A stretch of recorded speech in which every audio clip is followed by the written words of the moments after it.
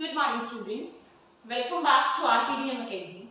Yesterday, I switched off my lecture from the concept of Gandhi-Irwin Pact as well as roundtable conferences. Before that, we discussed about Simon Commission. Hope you are getting benefit from my videos, and I'm trying to provide you the most important concepts to you in very easy way. So here today we will start our lecture from 1930 onwards. So in the beginning I will explain you that 1929 में Lahore session हुआ जिसमें कांग्रेस ने declare किया था कि 26 जनवरी 1930 को क्या declare किया जाएगा, पूर्ण स्वराज डे डिक्लेयर किया जाएगा। और ये सारी चीजें चल रही थी तो गांधी जी ने पहले से ही डिसाइड कर लिया था कि अगर इसके बदले अगर अगर ब्रिटिश रिप्रेसिव मेजर्स यूज करते हैं तो what Gandhi ji will do, Gandhi ji will start what CDM, civil disobedience movement. Fine. And what he did there, like in 1930, on 31st January 1930, Gandhi ji had decided to send a letter to Lord Irwin stating 11 demands, and these demands were belong to each section of the society. Like some were of common demands, whereas some belongs to business groups, to middle classes, to peasants. So Gandhiji had given ultimatum till 11th March. So Gandhiji's demands were not fulfilled, so that's why Gandhiji had decided to start what? Salt March on 11th March.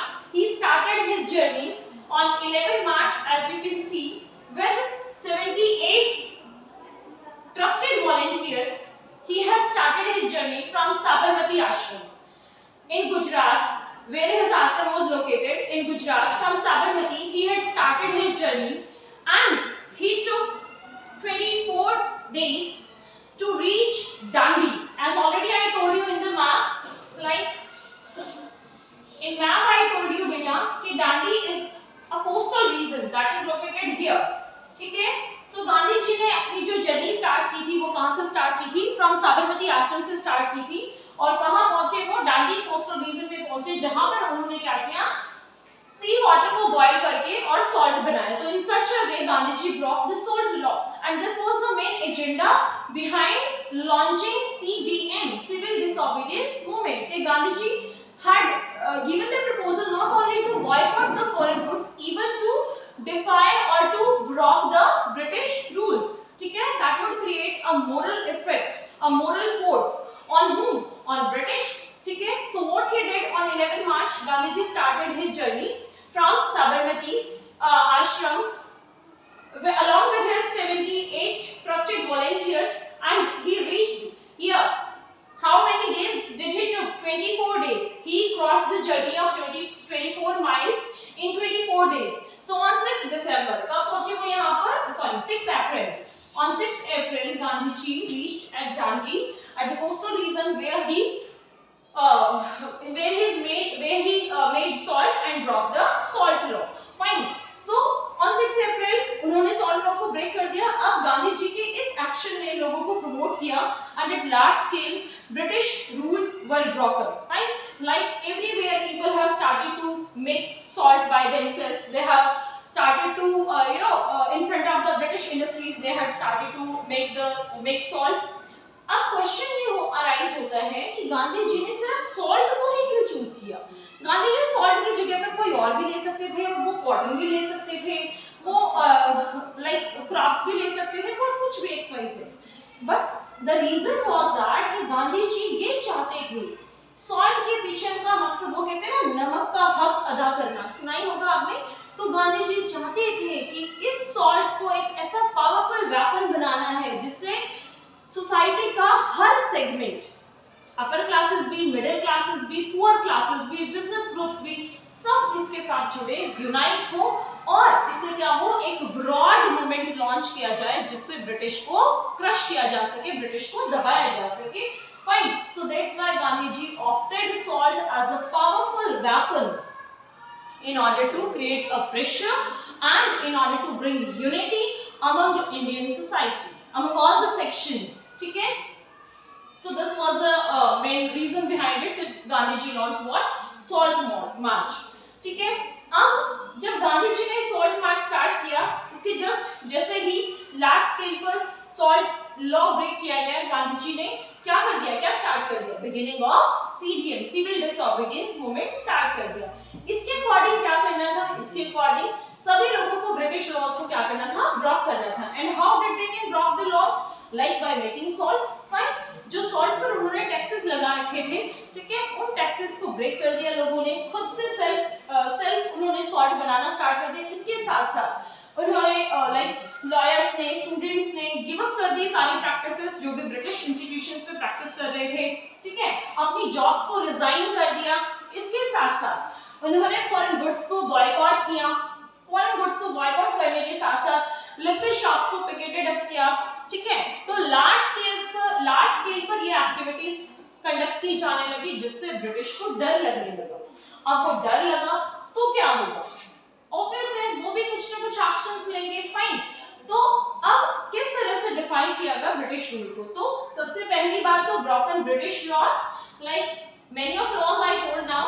Second one, peasants refuse to, peasants ने कैसे laws को break किया? Peasants ने मना कर दिया किसी भी तरह का रेवेन्यू पे करने से, ठीक है, जो रेवेन्यू वो मनी लैंडलॉर्ड्स को पे करते थे। और ये जो लैंडलॉर्ड्स थे, तालुकदार थे, ये कौन थे? ये वो पर्संस थे जो सपोर्ट कर रहे थे किसको? ब्रिटिश गवर्नमेंट को। सो इन सच अ वे पीजेंट्स ने डिनाई कर दिया, what for? To pay the taxes, like चौकीदारी tax था जो गांवों में, विलेजेस एरियाज में लिया जाता था।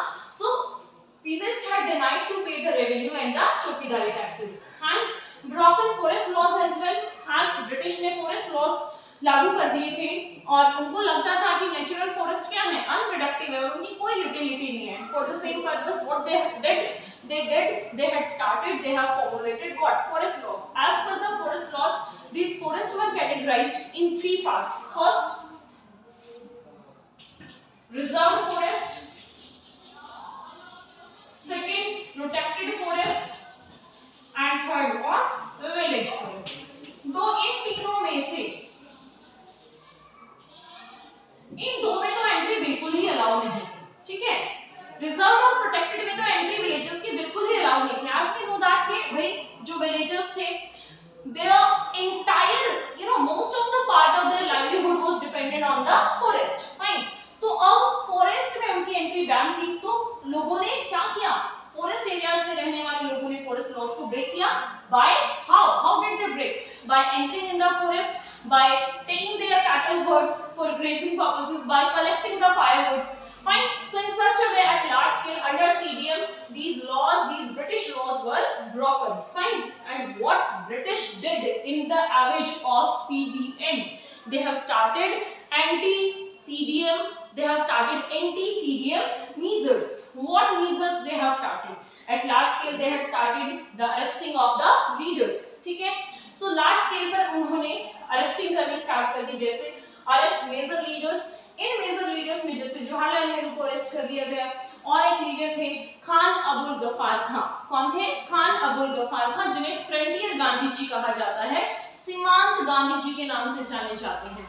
बड़े ग्रेट डिवोटी थे गांधी जी के, ठीक है। तो उनको नॉर्थ वेस्टर्न फ्रंटियर पर, हमारे कंट्री के कौन से नॉर्थ वेस्टर्न पार्ट पर, जो कहां लाया करता है, जैसे जो आज पाकिस्तान वाला रीजन है, वहां से पेशावर से उनको अरेस्ट कर लिया गया। किनको? खान अब्दुल गफ्फार खां को पेशावर से अरेस्ट कर लिया गया। जवाहरलाल नेहरू जी को अरेस्ट कर लिया गया।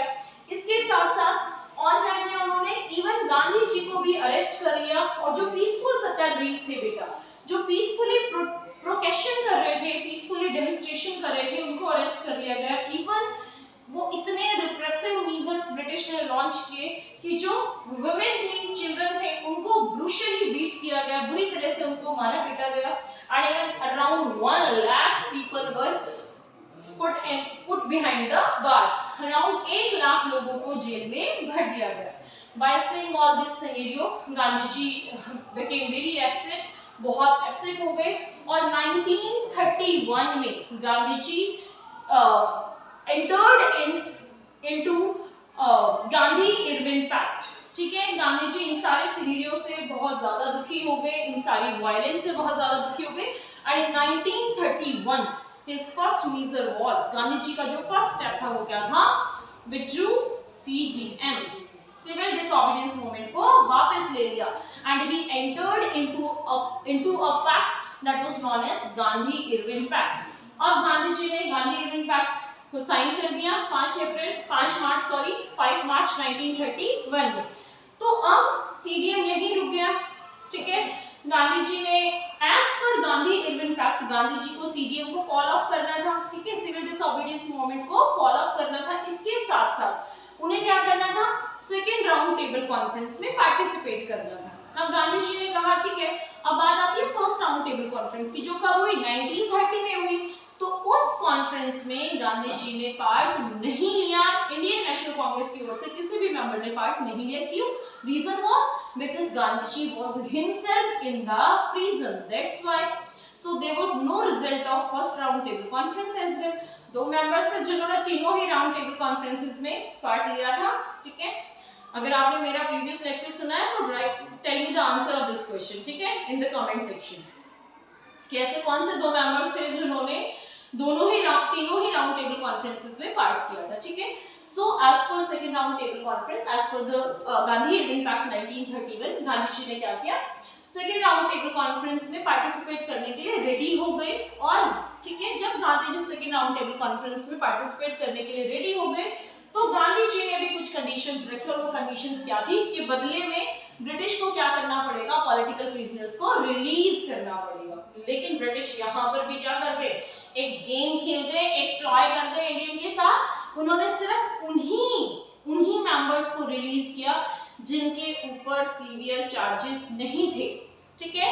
जैसे कि even though after taking part by Gandhi ji in second round table conference in December 1931, they did not release whom, Jawaharlal Nehru and Khan Abdul Ghaffar Khan, उनको रिलीज नहीं किया। मेजर लीडर्स अभी कहाँ थे, जेल में थे।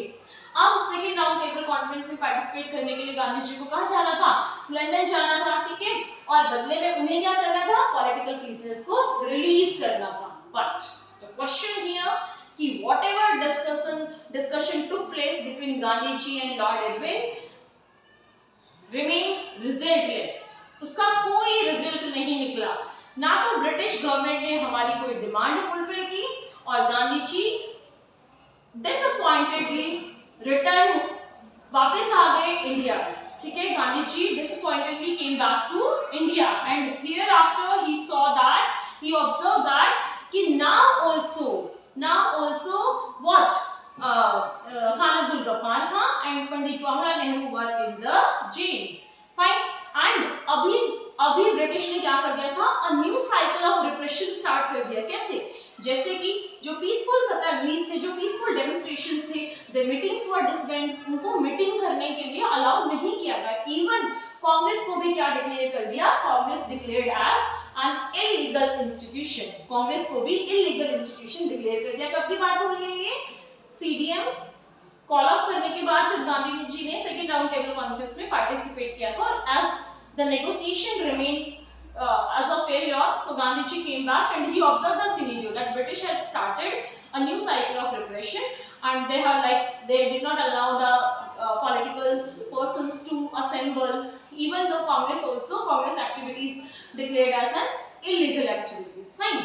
So अब गांधी जी ने ये सब देखा कि ऑब्वियस है भाई, ब्रिटिश ने तो बड़ी एक प्लॉटिंग खेली है, गेम खेला है हमारे साथ। तो गांधी जी ने क्या किया, Gandhi ji relaunched CDM, civil disobedience movement in 1932। But इस बार इस मूवमेंट को इतनी ज्यादा पॉपुलैरिटी नहीं मिली, और गांधी ये सिर्फ एक ही साल चला, और 1934 में गांधी जी ने क्या किया, सीडीएम को फिर से कॉल ऑफ करना पड़ा, because this CDM after relaunching did not get its momentum, did not get its popularity, इतनी फेमसिटी, इतनी प्रसिद्धि नहीं मिली। तो 1934 में गांधी जी ने सीडीएम को क्या कर लिया बेटा, कॉल ऑफ कर लिया। अब क्वेश्चन ये आता है कि what was the role of the different sections of society in CDM, कि भाई दूसरे सेक्शंस का क्या रोल रहा सीडीएम में, सीडीएम को लोगों ने किस तरीके से सपोर्ट किया। यस, लार्ज स्केल पर लोगों ने इसमें पार्टिसिपेट किया। Even every segment of society took part in civil disobedience movement, ठीक है, because everyone wants here what, freedom, fine. So the role of the different sections in CDM, as you can see, the role of the rich peasants, ठीक है, जो पटीदार थे UP के, ठीक है, उन्होंने क्या किया, सीडीएम में अपना कंट्रीब्यूशन दिया। इसके साथ साथ उन्होंने बॉयकॉट कर दिया सारे ब्रिटिश सर्विसेज का, उन्होंने ब्रिटिश के साथ कॉपरेट करना बंद कर दिया, ठीक है, जो भी फॉरेन गुड्स था उसको लाइक एक तरह से डिनाई कर दिया, उसका यूज करना डिनाई कर दिया, फाइन। अब बात करते हैं पुअर पीजेंट्री की, कि पुअर पीजेंट्री का क्या रोल रहा। बेटा जो पुअर पीजेंट्स थे उन्होंने यहाँ पर रिच पीजेंट्री ने भी लाइक डिनाई ही कर दिया था हर चीज को कॉपरेट करने से ब्रिटिश के साथ। इसके साथ साथ इन्होंने रोल पार्ट क्यों किया, इनकी क्या इंटेंशन थी सीडीएम में पार्टिसिपेट करने के पीछे, क्योंकि this was the section, ठीक है, यही वो सोसाइटी का सेक्शन था जो क्या कर रहा था, कमर्शियल क्रॉप्स को सप्लाई करता था, ठीक है। सो अब जब इकोनॉमिक क्राइसिस आए थे 1929 में, तो भारत भी उससे अफेक्ट हुआ था, ठीक है, जो आर्थिक घाटा, आर्थिक संकट आया था उससे भारत भी अफेक्ट हुआ और भारत का ट्रेड भी अफेक्ट हुआ, ठीक है। तो ये जो रिच पीजेंट्री थे इन्होंने कमर्शियल क्रॉप्स का लाइक एक तरह से जो प्राइसेस थे वो डिक्लाइन हो गए थे, तो that's why they had participated in CDM in order to give their support to Mahatma Gandhi ji. Fine, next role of poor peasantry. अब पुअर पीजेंट्री ने क्या रोल प्ले किया होगा, ऑब्वियस है, they were also suffering from the economic crisis, ठीक है, so they had demanded, these poor peasantry demanded in the average of the declination of the prices of agricultural products. So they had demanded the exemption of the taxes, the revenue, कि भाई इन्हें क्या कर दिया जाए, रेमिशन दे दी जाए, इनके जो टैक्सेस हैं, जो फाइन हैं, लाइक इनसे ना लिए जाए। By whom? by the landlords, ठीक है। So that's why they had participated in what? In CDM, कि ताकि इनको जो छुटकारा, जो करों का इन पे दबाव था, जो टैक्सेस का जो बर्डन था, वो क्या हो जाए, इनको रिलीज कर दिया जाए, क्योंकि क्रॉप फेलियर हो गई थी, एग्रीकल्चरल प्राइसेस डिक्लाइन हो गई थी, so they were not in the condition to pay the revenue और the agricultural taxes. Next, role of the business groups. अब क्वेश्चन याद है भाई, इन बिजनेस ग्रुप को क्या फायदा होना था सीडीएम में पार्टिसिपेट करके, होना था, recall that moment, recall that period, 1914 से 1918 का पीरियड याद करिए। आपको याद आएगा कि उस टाइम पर ब्रिटिश जो मैन्युफैक्चरिंग गुड्स हमारे पास लेकर आता था, जो मशीन मेड मटेरियल लेकर आता था, उसको क्या हो गया था, उसकी सप्लाई क्या हो गई थी, डिक्लाइन हो गई थी, and even Indian industrialist also got the opportunity to fulfil the demand of the war, fine. So that's why these industries, these industrialists, these business groups got opportunity to to enhance their activities. So they want that the same period, they want that the period that British imports would decline and their activities would flourish in India and in the outer part. That's why they had given their support to CDM, and financial support also they had given to Mahatma Gandhi ji in his movement. And for the same, these business groups formed two of the groups, like one was IICC in 1920 and second जो group बनाया इन्होंने, second जो institution बनाया वो क्या था, फिकी, ठीक है, 1927। देख लीजिए एक बार, IICC 1920 में बनाया गया। इंडियन फुल फॉर्म क्या है, Indian industries and commerce Congress, commercial Congress, ठीक है, Indian industries and commercial Congress. Second जो ऑर्गेनाइजेशन बनाई वो क्या थी, फिकी, 1927 में बनी, federation of Indian chamber of commerce and industries, on the leadership of like the rich business groups, the rich persons like कौन, GD बिरला, पुरुषोत्तम दास, ठीक है, इनकी लीडरशिप में ये दोनों ही क्या बनी, ऑर्गेनाइजेशंस बनाई गई in order to secure the interest of the business classes. अब बात करते हैं, अब जब कांग्रेस या महात्मा गांधी जी के साथ इनका सपोर्ट होगा, तो जो वर्किंग क्लास है वो क्या करेगी, ऑब्वियस है, वर्किंग क्लास को लगेगा कि कांग्रेस और गांधी जी किसको फेवर कर रहे हैं, ब्रिटिश को फेवर कर, सॉरी बिजनेस क्लासेस को फेवर कर रहे हैं। तो एक तरफ तो कैपिटलिस्ट है और दूसरी तरफ उनके अगेंस्ट वर्कर क्लास है, तो role of working classes. So it does not mean कि वर्किंग क्लासेस ने पार्टिसिपेट नहीं किया, ठीक है, एक्सेप्ट नागपुर, सिर्फ नागपुर के उन्होंने किया वर्कर्स ने। एंड इसके साथ साथ उन्होंने इसमें रोल प्ले किया बिकॉज वर्कर्स को ये लगता था, और आईएनसी ने भी, इंडियन नेशनल कांग्रेस ने भी वर्कर्स के राइट्स को इतना प्रमोशन नहीं दिया, because Congress had also a fear that if they would support the demands of the workers, workers की क्या डिमांड होगी भाई, इनके बेटर प्राइस, बेटर वेजेस कर दिए जाए और जो वर्किंग कंडीशन है वो अच्छी हो, ठीक है। तो कांग्रेस को ये डर था कि अगर वो वर्किंग क्लास को सपोर्ट करेंगे so business group would be alienated from them, ठीक है, कि बिजनेस क्लासेस का सपोर्ट उनसे हट जाएगा। सो that's why INC at large scale large scale working classes did not participate in CDM, but they had played their role in CDM at the call of महात्मा गांधी जी। जैसे कि आप कह सकते हैं कि उन्होंने फॉरेन गुड्स को बॉयकॉट कर दिया था, और लाइक जो टिन माइंस की बेटा नागपुर की डेक्कन में, वहां पर उन्होंने गांधीयन कैप पहनना स्टार्ट कर दिया in order to support CDM. Next जो रोल था, जो सेक्शन था, वो था रोल ऑफ वुमेन। वुमेन जिसे एक वीकर और इमोशनल सेक्शन माना जाता है हमारी सोसाइटी का, so this is a stereotype, ठीक है। तो ये एक स्टीरियोटाइप फैक्ट है, बट ऐसा नहीं था। Even women also, as women heard about Gandhiji's movement, they had even started to defy the rules of broke the rules of British government, as well as rules को ब्रोक करने के साथ साथ they had started to make salt by themselves, ठीक है, and oppose the services of British। and what else they did, they have participated in the demonstration activities, in the processions, and they were the only aim behind the participation of women was only that they considered it their holy duty to serve the nation। so इनका जो मकसद था सिर्फ अपने भारत देश की सेवा करने के लिए ये जो सीडीएम था उसमें इन्होंने पार्टिसिपेट किया, ठीक है।